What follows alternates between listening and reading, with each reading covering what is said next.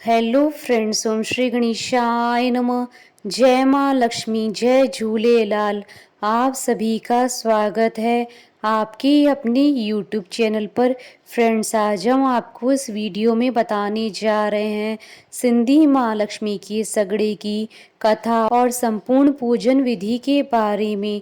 Friends, video शुरू करने से पहले आपसे रिक्वेस्ट है, अगर आप हमारे चैनल पर नए हैं और आपने अभी तक चैनल को सब्सक्राइब नहीं किया है तो प्लीज़ सब्सक्राइब कीजिएगा चैनल को, साथ ही प्रेस कीजिएगा बेल आइकन को, जिससे नए वीडियो से रिलेटेड नोटिफिकेशन आपको तुरंत प्राप्त हो सके। और वीडियो पसंद आने पर वीडियो को लाइक और शेयर ज़रूर कीजिएगा, ताकि सभी भक्तों को इस वीडियो का लाभ प्राप्त हो सके। और कमेंट बॉक्स में जय माँ लक्ष्मी ज़रूर लिखिएगा। तीज त्योहार किसी भी धर्म व संस्कृति की पहचान व धरोहर होते हैं। हमारे देश में विभिन्न धर्म व समुदाय के लोग एकजुट होकर रहते हैं। यहाँ के लोग सभी धर्मों के त्यौहार एकजुट होकर मनाते हैं।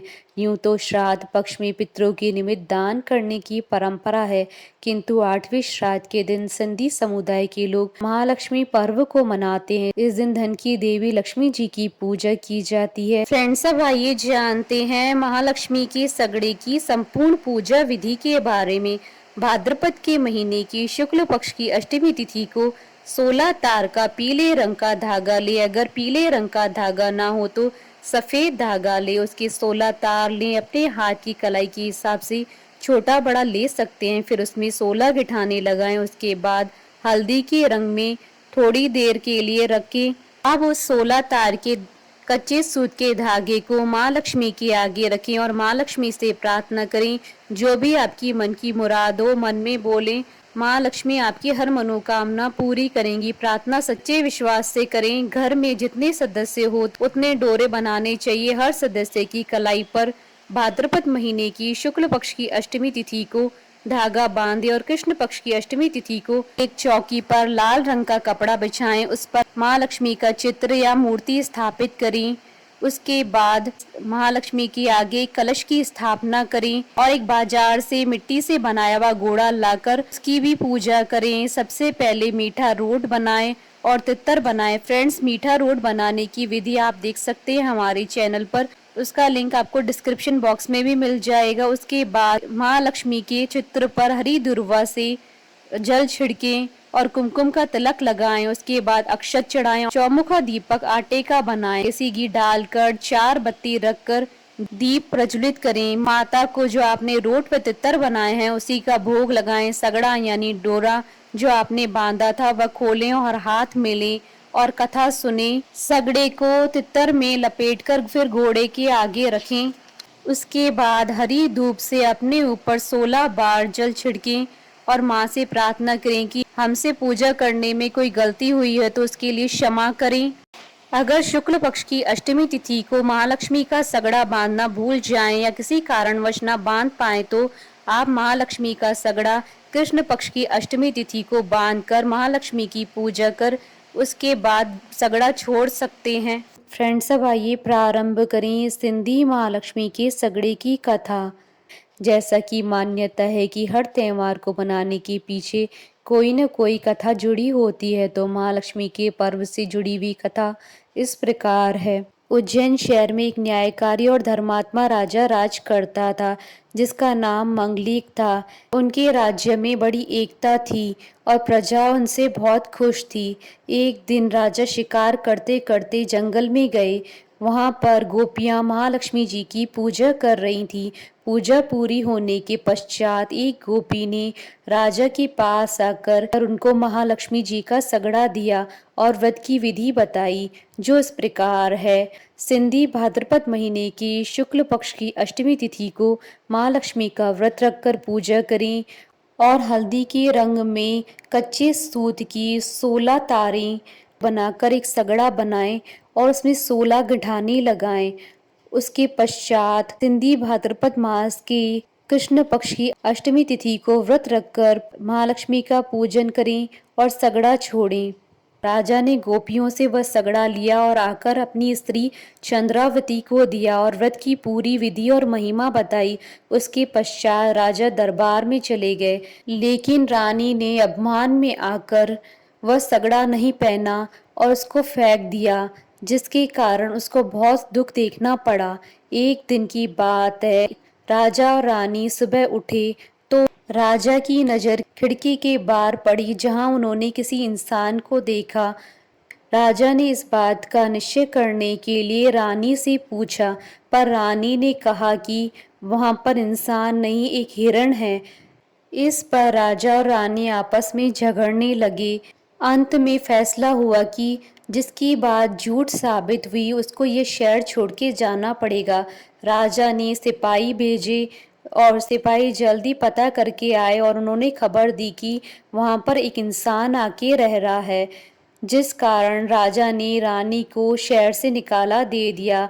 रानी घूमती घूमती रूपनगर नाम के एक शहर में आ पहुंची। भूख और प्यास से व्याकुल होकर रानी एक कुम्हार के घर आई, जो उस समय घड़े बना रहा था, किंतु उसके घड़े आधे कच्चे और आधे पक्के निकल रहे थे, जिस कारण कुम्हार रानी पर बहुत क्रोधित हुआ और वहां से उसको जाने के लिए कहा। वहां से निकलकर रानी एक नदी पर पानी पीने के लिए आई। जैसे ही रानी ने नदी में पानी पीने के लिए हाथ डाला तो नदी सूख गई। वहां से रानी निराश होकर एक बाग में आई। जैसे ही फल और फूल तोड़ने लगी तो बाग सूख गए, जिस कारण माली ने वहां से रानी को निकाल दिया। रानी वहां से एक जोगी की कुटिया में आई, जो एक दिन भिक्षा मांगता था और 12 महीना बैठकर खाता था। पर आज उस जोगी को कहीं से भिक्षा नहीं मिली, जिस कारण उसको रानी पर क्रोध आया। रानी ने अपनी दुख भरी दास्तान उस साधु को बताई। रानी की दुख भरी दास्तान सुनकर साधु को रानी पर दया आ गई। साधु की सेवा करते करते रानी को 12 महीने होने को आए। अंततः महालक्ष्मी के व्रत रखने का महीना आया। रानी ने बड़ी श्रद्धा और भाव से व्रत रखा और सगड़ा बांधा, जिस कारण महालक्ष्मी माता रानी पर राजी हुई, जिसके प्रभाव से बाग वापस हरा भरा हो गया और कुमार के घड़े भी अच्छे से पकने लगे और नदी फिर से बहने लगी। सबने जब इस दृश्य को देखा तो सबने आकर रानी से माफी मांगी। उस दिन राजा मंगलिक शिकार करते करते उस जोगी की कुटिया के पास आकर पहुंचा। उस वक्त राजा को बड़ी भूख लग रही थी। राजा ने अपने वजीर को खाना बनाने के लिए कहा। वजीर ने राजा से कहा कि आज महालक्ष्मी जी का पवित्र व्रत है, आप मुझे आटा, घी और चीनी दे तो मैं रोट पका के आऊं। वजीर ने कुटिया में पहुंचकर रोट बनाया, पर रोट जल गया। उस पर रानी को हंसी आई और वजीर को कहा कि आप राजा से आटा, चीनी और देसी घी लेकर आए तो मैं रोट पकाकर देती हूँ। वजीर ने ऐसा ही किया। जब वह रोट राजा ने खाया तो राजा को रोट बड़ा स्वादिष्ट लगा। राजा ने वजीर से इसके बारे में पूछा। वजीर ने सारी बात राजा को बताई। राजा ने जैसे ही कुटिया के अंदर प्रवेश किया, वहां पर अपनी पत्नी चंद्रावती को देखकर बहुत ही प्रसन्न हुआ और साधु से विदा लेकर राजा अपनी रानी को लेकर वापस राजमहल आया। जो भी पूर्ण श्रद्धा से महालक्ष्मी जी का व्रत करता है और कथा सुनता है, उसकी मन की सभी मुरादें पूरी होती हैं और माँ लक्ष्मी अपने भक्तों का भला करके उन्हें धन धान्य से परिपूर्ण कर देती हैं। इस प्रकार घर के सभी सदस्यों को सगड़ा पहनाकर अष्टमी को से मीठे रोट पर लपेटकर ब्राह्मण के यहाँ पूजा करके फिर अखा डालकर दिया जाता है। इस दिन तरह तरह के मीठे पकवान बनाए जाते हैं, जिनका माँ लक्ष्मी जी को भोग लगाकर खाया जाता है। इनमें प्रमुख है सतपुड़ा, सेवैयाँ, मीठे गच, मीठे चावल, खीर आदि। यह त्यौहार हमें यह संदेश देता है कि धन का कभी घमंड नहीं करना चाहिए। जो भी लक्ष्मी जी का अनादर करता है, माँ लक्ष्मी जी वहां से रुष्ट होकर चली जाती है। जो नम्रता और आदर से लक्ष्मी जी का आह्वान करता है, उनके यहाँ लक्ष्मी सदैव निवास करती हैं। बोलिए माता महालक्ष्मी जी की जय। हमारे साथ इस वीडियो में अंत तक बने रहने के लिए आपका धन्यवाद। ओम श्री गणेशाय नमः। जय माँ लक्ष्मी।